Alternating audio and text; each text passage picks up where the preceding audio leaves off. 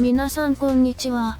ウルトラマイクロマニアックススポンサープロダクトレビューのお時間です。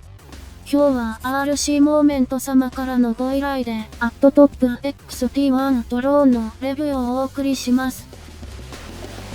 このドローンはホイールベース30センチ未満アンダー50ドルクラスのトイドローンで、某ドローンに強くインスパイアされたシルエットを持つ、いわゆるクローン機。そんな機体を UMM チャンネルが扱うからには、他とはちょっと違ったリップサービスなしのレビューをお届けします。まずはパッケージを開いて内容物を確認。機体、送信機、英語版の取扱説明書、予備プロペラ、USB バッテリーチャージャー、プラスドライバー。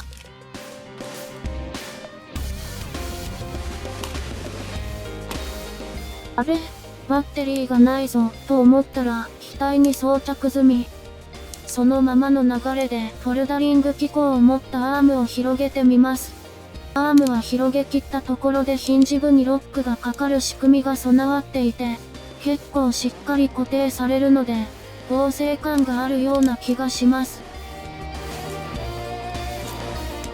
カメラは 2.0 メガピクセルでレンズ方向を調節できる手動ジンバルがついていますが、ジンバルのアングルホールドが甘く、角度を維持してくれません。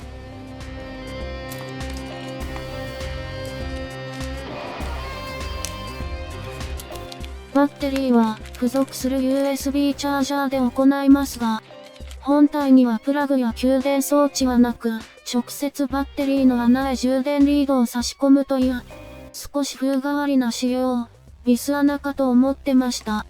さて、同梱される予備プロペラですが、左右回転用のブレード1枚ずつなので、実質 0.5 枚×左右なので、クラッシュには十分に注意したいところ。だって、ローターは回転しているわけなので、破損するときは、2枚のブレードは両方とも割れると思うんです。次に送信機ですが、昨今の流行に乗った感のあるゲームコントローラー風。中央部分が跳ね上がり、そのままスマートフォンホルダーになっています。ホルダのヒンジ部は脆弱で、iPhone 6S の重量は少々重荷なのか、かなりグラグラ。送信機の質感は悪くないです。前面にラバー加工が施されており、手に馴染んで滑りませんし、スティックにもラバーキャップが装着されていて、危険日も安心。さて、ここらで体重測定と参りましょう。まずは、バッテリー単体の重量。26.89g、プラ系推理 800mAh という容量にしてはとても軽いです。お次は機体、バッテリーを搭載した状態で計測します。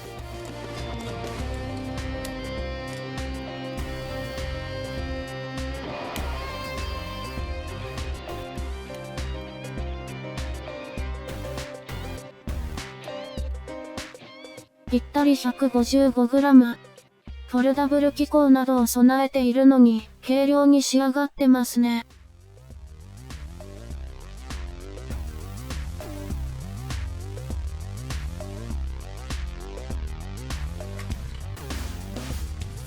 次はプロペラを確認してみます。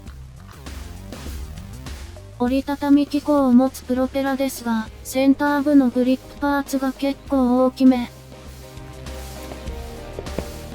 まず、DJI スパークのプロペラと比較。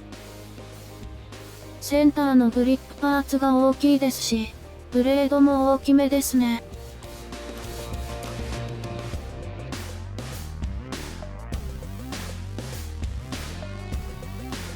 次に比較するのは DJI Mavic Pro のプロペラ。Mavic の方が3割ほど大きいですね。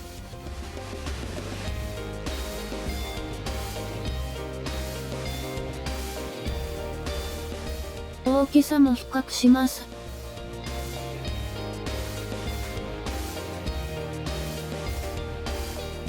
全長こそ TX1 はかなり小さめですが、長いアームと押し出しの強いボディで、実際よりも大きく感じます。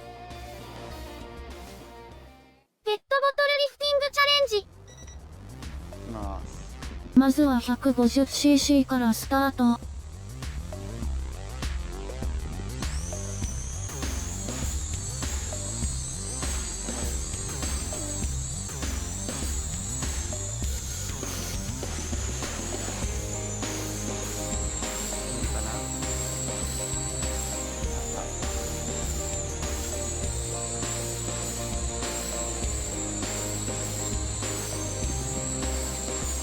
さすがに無理のようですね。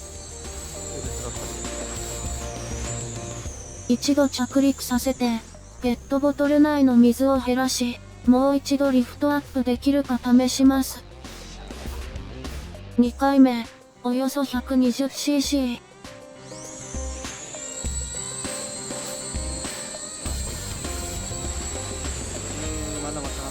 まだまだ重い感じですね。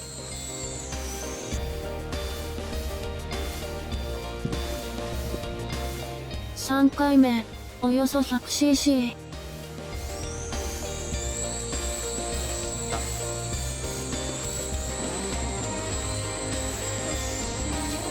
惜しい。立ち上がりこそ勢いで浮きましたが、完全浮上はできませんでした。4回目、およそ 90cc。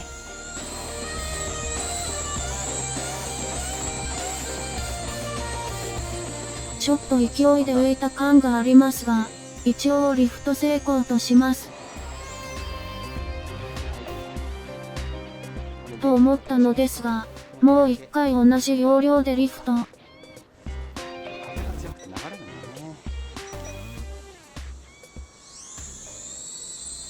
し、だんだ。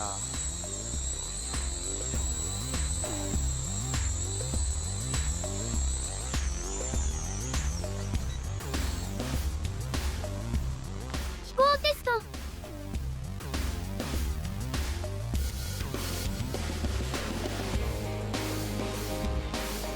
撮影日の天候は晴れ、風速は3から4メートルで、時折強くなり、カメラが風切り音を拾います。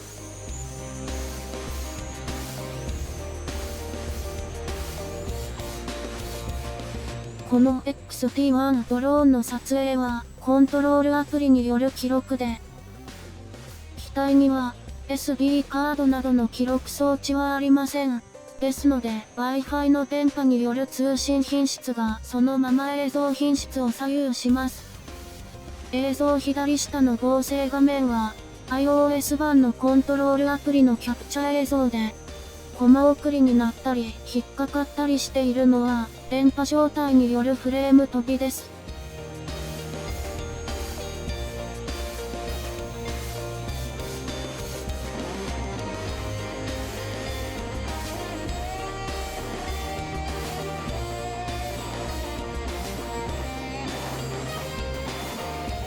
というわけで、レビューを進めましょう。本機はモード2のみ出荷されています。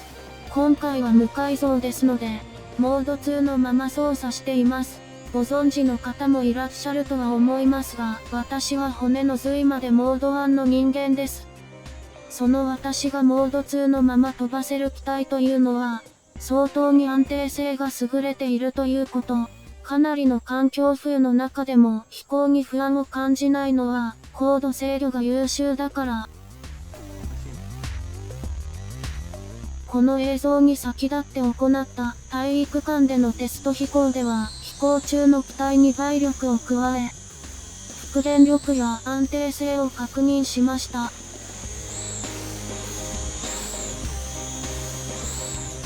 ここで感じたのは、高度維持がとても優秀だということ。この高度維持機能のおかげで、右手の操作だけに集中でき、モード2に不慣れな私でも不安なく操縦できました。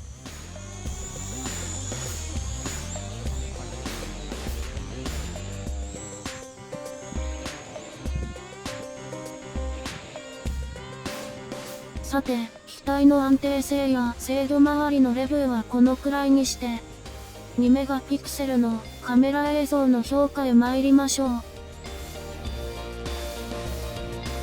カメラを下向きにできる手動ジンバルのホールド性がいまいちで、モーターの振動でどんなに水平に向けて飛行させても斜め下45度になってしまい、撮影された映像は地面ばかりが記録されていました。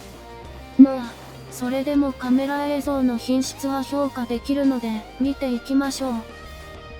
解像度感はそこそこ良いのですが、カメラが大きく触れると映像が細かくブロック状に潰れ、モザイクがかかったようになってしまいます。色は多少エンハンスされてる印象ですが、ホワイトバランスは悪くないと思います。ただ、どうしても電波状態の悪化でコマ落ちが激しく映像品質は落ちるので、あくまでもトイドローン、本格的な空撮を求めるならおすすめはできません。